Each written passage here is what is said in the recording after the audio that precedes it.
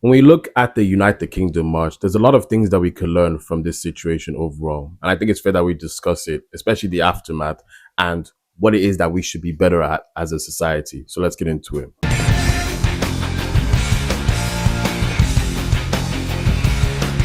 So if you guys aren't aware, the UK had a United Kingdom march the other day. And for those of you who don't know what that is, it's basically a march for British people who want their culture back, who want Britain to still remain Britain while still allowing other cultures to coexist inside.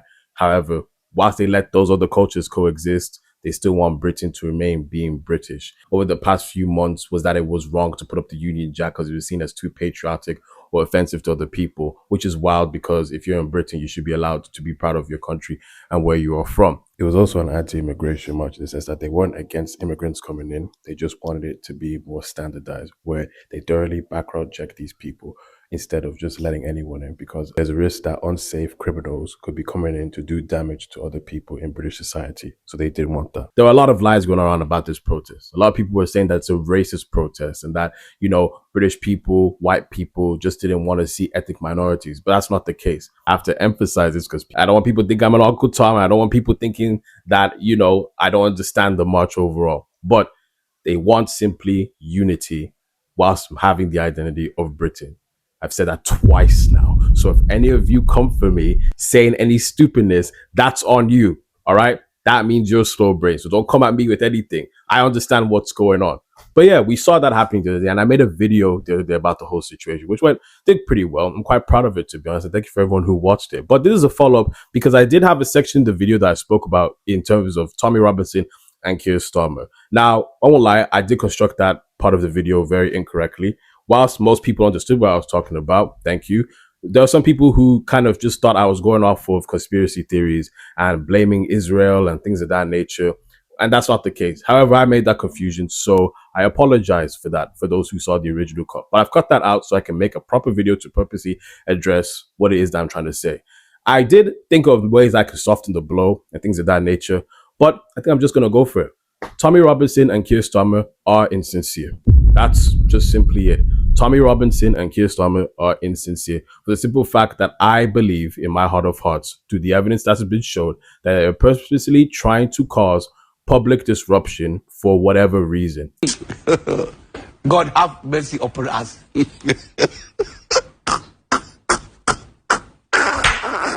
I don't know the reason. I don't know why it is, but I'll tell you what has made me to come to this conclusion. We're going to start off with Tommy Robinson because he's seen as the hero of this march, the leader of this march. Whilst most people, if you read the comments of the last video, most people claim that this is a march where there was no racism and people just wanted to get along and just make sure that there's an emphasis on being proud to be British. That's what most people went to the march for, and rightfully so. Like I said, be proud of your country. However, what Tommy Robinson spun this into was an anti-Islam march.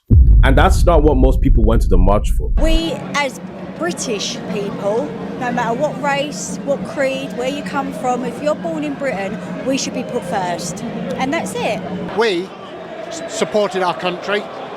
Lots of other people support the country in their own way. But everybody here, by a certain demographic, is smeared as being far right. And you don't feel like you're far right for being right. I voted Labour in the past. I'm too old to be a far right man. I'm 64 years old. I've got grandchildren. I'm worried about them. Keir Starmer is a politician, but he's also a human rights lawyer. And I think he's looking after his human rights reputation and the amount of illegals that have come over on the boats. He has no idea where he's going to put them or house them. I think he should stand down. Now, granted, there were racists in that camp. 1000%. It would be foolish to say that there were no racists in the camp because I saw literal videos of racists saying racist things and targeting certain groups of people. However, what Tommy Robinson spun this into in the media was that this is against Islam. This is against all kinds of stuff like that. He hates Islam to the point where he's willing to target these people. For the last 20 years, there has been a globalist revolution. They have attacked the family, they've attacked Christianity, they've opened the borders, they've flooded our nations. We are the start of a counter-revolution. It took Epping community to court, and they said in court that the rights of migrants, undocumented migrants that we know nothing about, supersede the rights of the local community. They told the world that Somalians, Afghanis, Pakistanis, and all of them, their rights supersede yours, the British public, the people that built this nation, the people whose families have sacrificed for this nation. Unify Britain, and everyone that's proud to be British, we have a problem. It needs to be spoken about. It needs to be stopped. The aggression and the hostility from the Islamic community, it's a massive issue to Great Britain, and we see our core identity and the safety of our nation in danger. Britain is divided. It's already divided. And it's not divided through racial lines. It's not divided between the Sikhs, the Hindus, the Jews. It's not divided by any of them. It's divided by Islam and the rest of the UK. That's it. We have Islamic ghettos that have not integrated, not assimilated. And I think that's a very bad thing for the simple fact, like Tommy Robinson has a lot of influence to the point where whatever he says, he could influence people to do the wrong thing. And that's what we constantly saw. Some people were harassing Muslim people, saying it's racist stuff about Muslim people. I was going to report them to their job and stuff like that, but they're smart. They use the fake name. But don't worry, there's going to be one of you that slips up using your real name. And when I get you, I'm going to report your ass so bad. But I don't get excited about the idea of landing you in trouble for doing some racist stuff. But the point is, Tommy Robinson was insincere.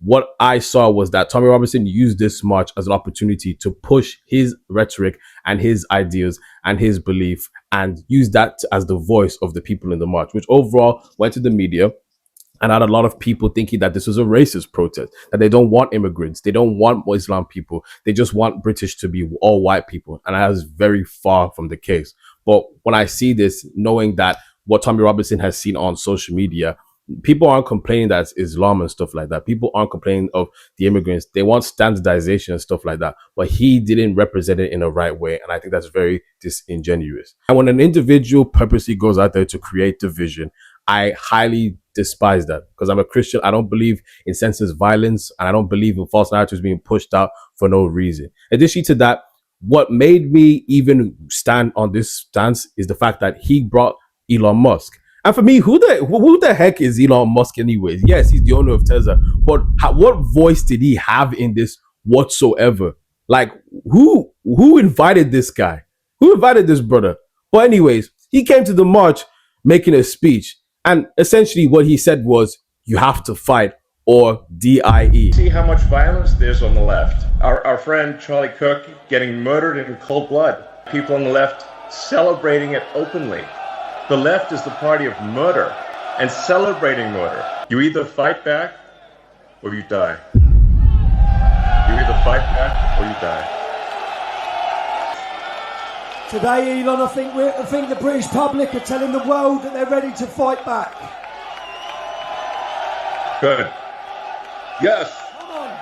Come on, Great Britain. And I was just there like, whoa, buddy, relax. Let's pause everything for a second, because I don't think it needs to go that far. What are we fighting? What is the threat coming? You know what I'm saying? But that's what I'm saying. When you have those kind of powerful influencers pushing this hateful rhetoric, this crazy narrative that this is a war and this is this person versus that person, what is the need for that? I want you guys to pay attention to the play at hand here. We have Tommy Robinson saying that Islam is the enemy. Pakistanis, Afghans, and all the ethnic minorities that he listed, he says that they are the enemy of the British public. At the same time, though, we also have Elon Musk claiming that it's the far left that are the problem, that they are the enemy. Clearly, the two can't agree on who the enemy is, but they both can agree on one thing, though. They're very adamant on pushing the narrative that whoever these enemies are trying to take your life. They're trying to take your friend's life. They're trying to take your family's life, which as a result, of course, is going to get people riled up, because nobody wants to pass away. But you see what I'm saying? The simple fact that they can't agree who it is, it's just them pushing narratives and more propaganda to be fearful, to be angry, to be upset, which causes more public people to be scared and act out irrationally. This is why I said they're both just disingenuous people, because if you know who the real problem is, which is our government, who know full and well how to make the borders more standardized, then you would say that.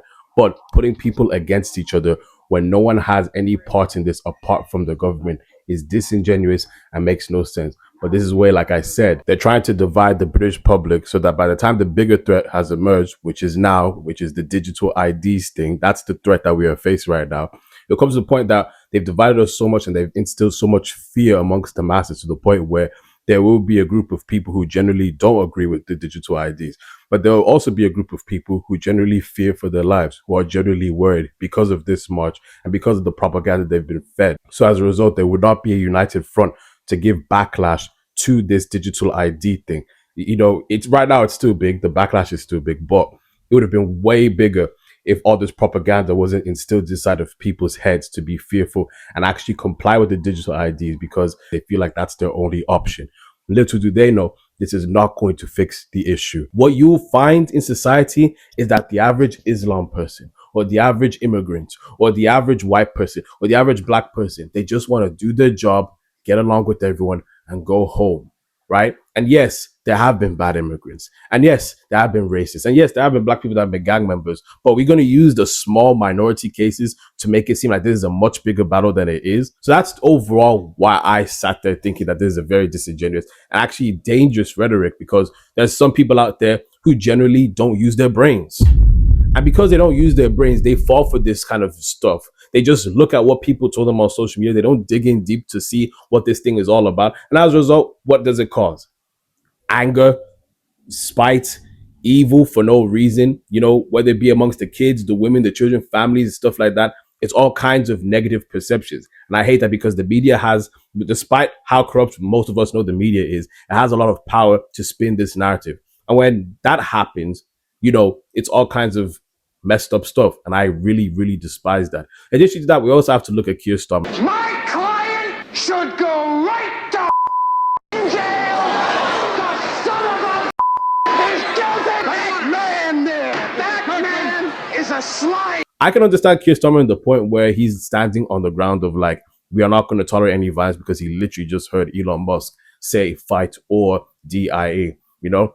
But I guess overall, when I look at Keir Starmer as a person, I've always viewed him as a disingenuous prime minister for the simple fact that he knows how to stop mass immigration. He knows how to standardize it. He knows how to make it sensible. So the fact that he's purposely contributed to the discourse and potential violence in the streets of London. When I look at Keir Starmer saying things like, oh, no hate violence will be allowed, and branding and dismissing this whole protest as far right, when really most people there were in fact not far right, not racist, and they're literally protesting over concerns for their safety that he is causing, the stuff like that. What does that speak to the overall groups of people? Because I'm pretty sure Keir Starmer knows that most of the people that protested that day were not there for violence. Most of the people that were there at the protest that day were not there for anger. When we look at the statistics, there weren't that many people that got injured overall. You know, there weren't that many people that got injured overall. So why would he make the statement supporting the notion that this is a very destructive protest? This is a violent protest. It will never make sense to me how a prime minister could repeatedly be the cause of a problem and then look for silly solutions that don't even fix the problem. He's very disingenuous to the fact that he uses the taxpayers' pounds on stupid things, using it to accommodate illegal immigrants and stuff like that. Instead of stopping boatloads of strange men crossing the channel and settling in Britain, the government's now offering private landlords tons of money and insane benefits if they house illegal migrants in their properties, potentially next door to you and me. Landlords will get 5 years guaranteed rent from the government through its contractor Serco for putting up channel migrants in their properties. All bills and maintenance will be completely covered. The landlord won't have to fork out a penny. So that's water, gas, electricity for all these illegals paid for by the taxpayer. If anything goes wrong or the property needs repairs, you and me will foot the bill. Landlords just need to hand over the keys, sit back and collect their massive payday. Meanwhile, our sacred communities all up and down the land are already being filled with unidentified men from faraway lands whose backgrounds are a mystery and whose intentions are unknown. Can you imagine how young British families, desperate for their own homes, felt hearing that Labour's new houses will be going to foreigners who shouldn't be here in the first place? Or how they feel today hearing about this new plan to put migrants in private rented accommodation? Because not only are young British families now being stitched out of getting on the property ladder, they're now being squeezed out of the rental sector too, because it appears illegal migrants come first. Rather than using the taxpayers' money to secure our borders, to put more investment into making sure that the country is staying safe and having more standardized processes for illegal immigrants. Keir Starmer reminds me of an AI robot. How many of you guys have been on the phone recently? Those annoying AI robots where you want to speak to a real person and they keep giving you different options. Like the AI robot will literally be like, "Hello, how can I help you today?" "Yeah, hi, can I speak to a real person?" You can look for this information on our website at www. Like that ish really annoys me. And that's exactly what Keir Starmer does. Keir Starmer is the type of person to be like, "Hello, how can I support you guys as your prime minister? We want you to secure our borders. You want me to use your taxpayers' money to give to foreign places? No, we want you to secure our borders. We want you to do better at your job." What's that? You want digital IDs? That's not even going to fix the situation. Like, you know, the AI robots always give you a solution that's not going to fix the problem. That's constantly what this prime minister does. He is a snake oil salesman and he needs to be put out of office. I don't even want to get angry. I don't want to get angry. I'm trying to stop swearing recently, you know what I'm saying? But that's how disingenuous it is. He creates the problem and then comes up with stupid solutions that are not even going to fix the problem in the first place. That's why he hurts my brain so much. He's a literal AI robot. Not literally, but he moves like one. He was definitely the blueprint for the AI robots for all these places. And then we also have to look at the media as well, how disingenuous they were. Misrepresenting this case is either far right or far left. There was no centralist perspective to give an honest critique on what's overall happening. I was reading a comment that was very smart. And, you know, whilst I don't go off conspiracies in this channel, you know, he said something that was very, very important. Overall, what he was saying was that why is it that we're always seeing a far right or a far left person speaking about these situations? Why can't it ever be a centralist or someone that has a view that analyzes the political landscape with an unbiased view that's not tied to politics or any kind of constraints that they have to abide by? Why does it always have to be this versus that? And that's what I hate. When we look at the overall political landscape across the globe, it's always this versus that. When you do this versus that, unconsciously, I can't say consciously because they haven't outright said it, but it kind of does seem consciously. But what you end up doing is creating enemies for people to hate. And how can you say, don't do this crime, don't do this violence, X, Y, Z, when you constantly make it clear to people that there is an enemy, even though there is no enemy? Now, a lot of people are going to have their theories. I have my own thoughts, but I don't want to go too deep into that. But point is, what I want to make sure that I emphasize this, right, is that people, when I say use your big, beautiful brains, I'm not saying that in a condescending way. I'm not saying that in the anger way. I'm not saying that in the laughing way. I'm saying that it is crucial for the survival of our people. We need to be smart. We need to be clued up. And we need to make sure that we are not falling for these kind of jungle tactics. You feel what I'm saying? Because at the end of the day, if we as people don't bother to read and we just look at ChatGPT to give us our answers or the news or whatever it is, we are going to be manipulated in broad daylight and they're going to be able to do and say whatever they want and pit us against each other.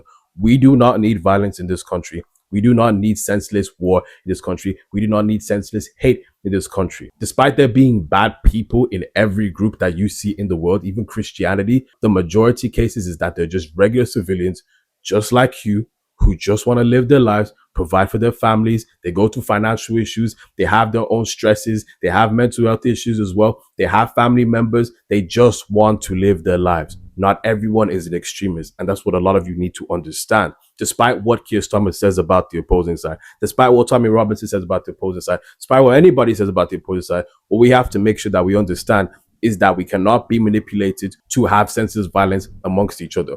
We are people and we need to think of a human perspective first. What is the sense in hurting or hating another person, building resentment in your heart? You know, what is the purpose of targeting another person who has done nothing wrong? But because the news told you to, because Tommy Robinson told you to, because Keir Starmer told you to, it's ridiculous. We cannot keep operating off of this biased, stupid angle because it is stupid. It's low IQ to generalize overall. But that's the point I was trying to make in the last video. And I felt that it was very justified that I make a proper, good articulated video that describes that we need to stick together, right? We need to respect each other. Yes, some of you have bad experiences. I've had bad experiences with various different people, whites, Nigerians, Indians, Islam people. I've had bad experiences with everyone, but I will not bring myself to the point where I will hate everyone, and neither should you. This channel will only ever promote unity, right? And debunking misinformation that's being told. And the fact that I'm debunking misinformation being spread around, that is enough for me to sleep at night, because at least I can contribute something to convince people who are just simply scared, not to fall for this kind of stuff. At the end of the day, what I constantly realize about the situation, whether it be a British citizen or an immigrant or whatever it is, people are scared. And when people are scared, they're going to do whatever it takes to defend themselves, whether it be sticking to one side or relying on someone to help them who claims they're trying to help them or claims they understand them. But we shouldn't fall for that, right? We shouldn't operate off of fear, because we operate off of fear, it clouds our judgment. If we use our emotions to cloud our judgment, we cannot have the articulate mind to think properly. We will not have the capacity to think in a genuine way, because all we're going to think about is fear. Everyone is scared of everyone. Everyone is scared of what's being told on the news. We have to operate with the sense that we have to interact with each other, interact with the Muslim person, interact with a white person, with a black person, whoever, interact with people, and you'll come to find out, man, you know what? Maybe all of this is just a bit dramatic. You know what I'm saying? Because at the end of the day, these media companies need to make their money somehow, and they make that money by these crazy stories. You feel what I'm saying? Tommy Robinson needs to get people on his side. Keir Starmer also needs to get people on his side. So these people obviously have an agenda and a reasons to do what they're doing. So if they have an agenda to do what they're doing, naturally speaking, it's at your expense. So don't sit there and be manipulated. Touch grass. Go outside and interact with people. I interact with people every day. My mechanic is Muslim. The people that build around my house, they're white people as well. All types of people I interact with. And when you touch grass and you go into reality, you realize we are all just human beings trying to do better for ourselves. We may think different, we may look different, but we are human beings overall. And we have to value each other's lives. We have to value each other and respect each other. There's going to be racists that watch this video and be like, no, I'm not doing that. You know what? Peace be with you. God bless you. And have a wonderful week. That's you. But for those of you who are scared, do not operate off of fear. The Bible says, do not operate off of fear or it will cloud your judgment. Do operate off of emotion or it will cloud your judgment. And this is where a lot of us need to have that godly mindset, to understand that once we have that godly mindset of not being scared and, knowing that everything is under control, naturally we can live in a more better and peaceful society. So go interact, go talk with people. You come to find out that everyone is just trying to get by. Now, if you reach the end of this video, I'm pretty sure a lot of you are aware now that the UK has now made it a mandatory requirement that the UK citizens have to have a digital ID by the end of their parliament journey. Now, for those of you who aren't aware as to why this is a big deal, I'll explain. But everyone should listen up who lives in the UK for this specific part of the video, because we need to understand how grimy this is, and we need to understand why it is we need to protest this decision, because it's just simply unacceptable.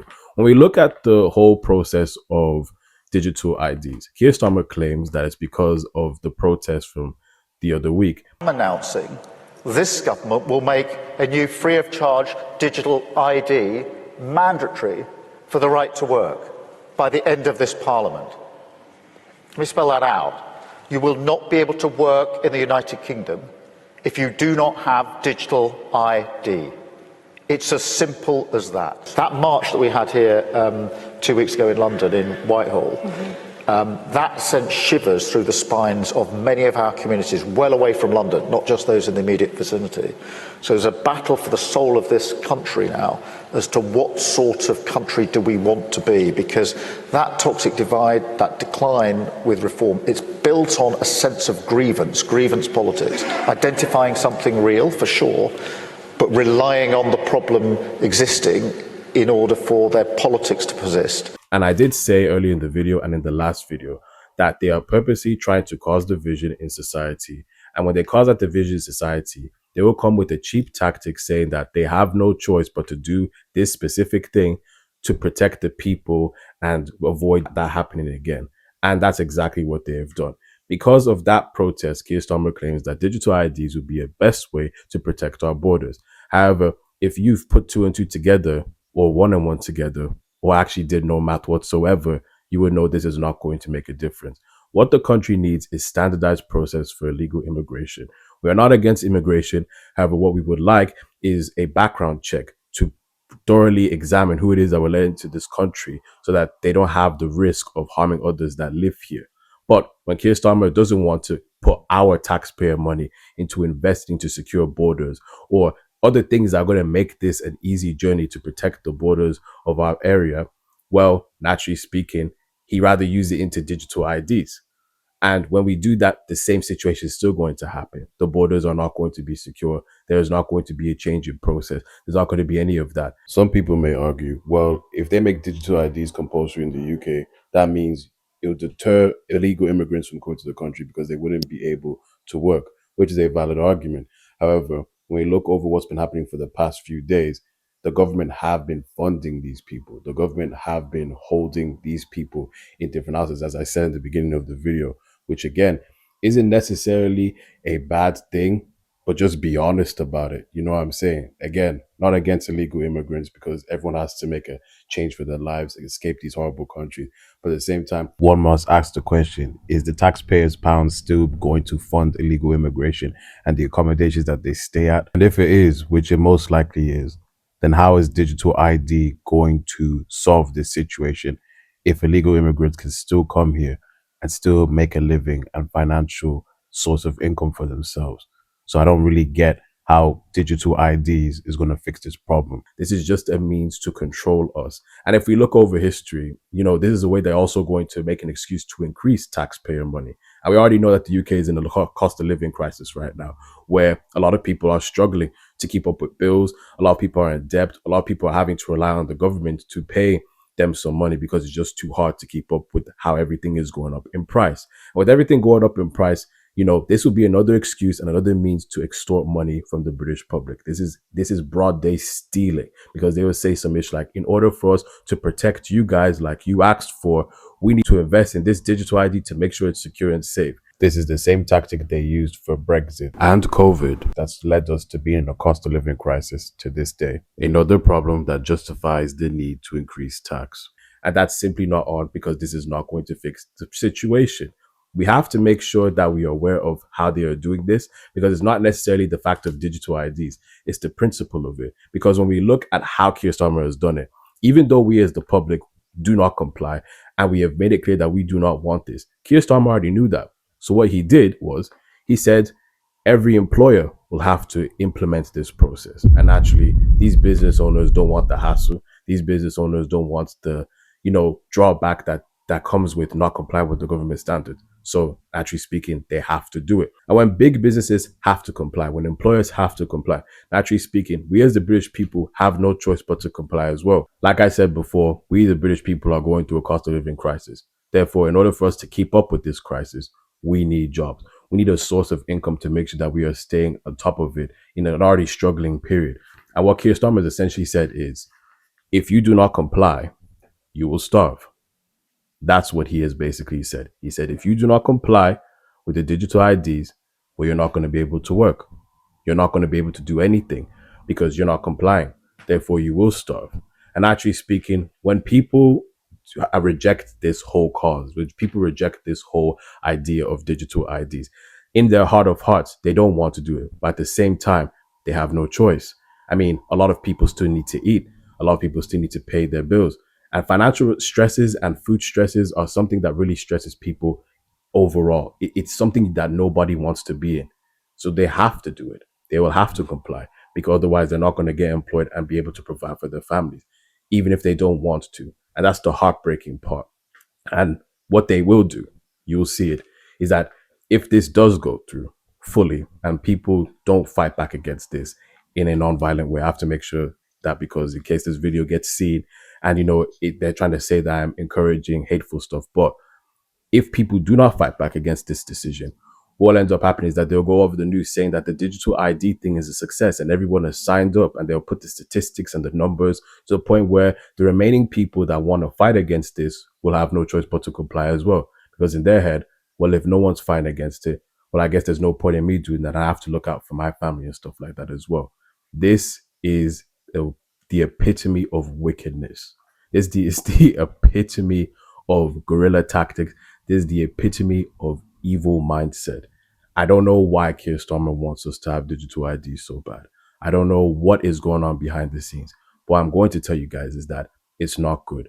This isn't even about the digital IDs because right now it could seem a bit harmless. And there's no way to predict what digital IDs could do or how it could be harmful to us in the future. What I do know is that if they are willing to go to these lengths to do something like this, nothing will stop them from doing the next thing. It always starts off like this. It's the principle of things. And the principle of it is this. We should not be accepting this. This is control to the most highest standard. We're already not getting the value for money with our tax, and now you're going to starve us, even though you've not helped us, you've not improved our community, and now you're going to starve us if we don't do things your way. That's why we as the UK people need to protest this. We need to fight against this. Like I said before, and I'll say it again, I am not saying do this in a violent way, and I'm not saying do this in a destructive way. What I'm saying is that there's petitions to sign, and there's ways that we can go out and march against this whole idea. Because the fact of the matter is this, it starts off small, and then they will do something even bigger and bigger and bigger to the point where we won't be able to control it anymore. This is not on. This is not good for our human rights. And this is a cheap tactic to get us to comply for whatever nasty purpose they have in the future. We have to do something. We have to act out. This is the time to not be cowards anymore. What I do support is freedom to decide how we want to do things. And this doesn't feel like freedom. This doesn't feel like, we have the leg room or have any say. And he knew that. That's why he did it this way. He knew we would vote against it. Whatever evil, cheap tactics this snake oil salesman has, we cannot let it succeed.